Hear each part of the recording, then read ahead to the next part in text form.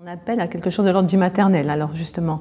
Mais dans le sens du royaume des mers de Goethe, enfin, est-ce qu'on pourrait voir quelque chose comme ça, qui a une dimension un peu transcendante, et pas ce qu'on a souvent, on ne vous a pas reproché, mais j'ai déjà entendu qu'on vous ait confronté à l'idée de « ah oui, on retourne dans le maternel, ça veut dire l'affaiblissement d'une société, etc. » Idée que je ne partage pas, vous voyez ? Oui, moi je n'ai pas peur de ça, manifestement. Oui. Ça fait peur.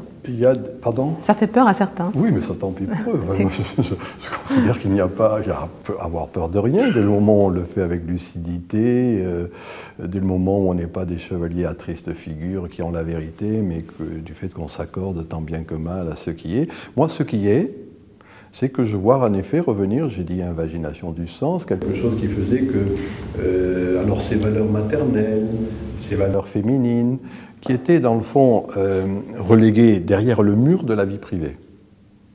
La femme au foyer, oui. Mais l'expression le mur de la vie privée, là. Eh bien, ces valeurs-là contaminent le corps social, et je fais exprès d'employer cette expression, vous voyez. Je précise de suite, alors embêtant, je précise que quand je dis cela, ce n'est pas l'apanage des femmes uniquement. Oui, bien sûr. Voilà. Je dis bien que c'est un terme maintenant qu'on n'ose plus trop employer, mais je dis c'est une féminitude qui est partagée.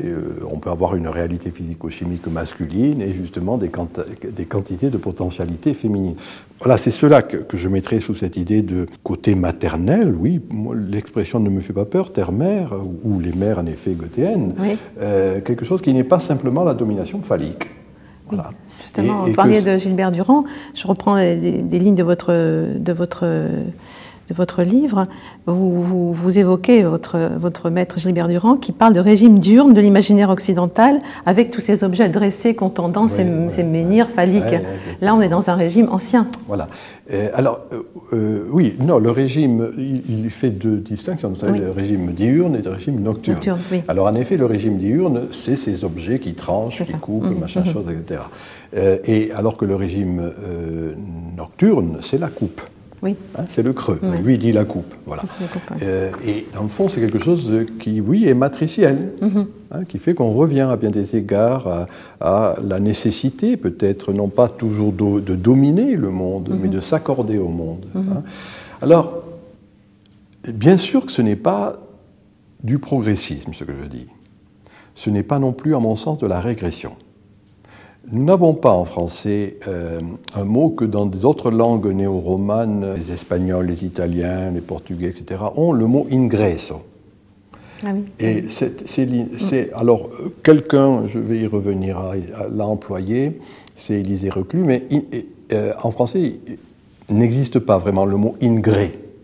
C'est-à-dire, dans le sens simple du terme, une énergie qui se focalise sur le moment, sur le lieu, et non pas pro, qui va quelque part. Et ce serait cette ingression. Mais quelqu'un comme, par exemple, un bon connaisseur de Jung, Michel Cazenave, va parler de l'idée de régrédience, qui n'est pas loin de cette idée-là. Vous voyez, moi je ne suis pas assez compétent pour en parler, mais dans le fond, l'idée d'ingré, c'est ça.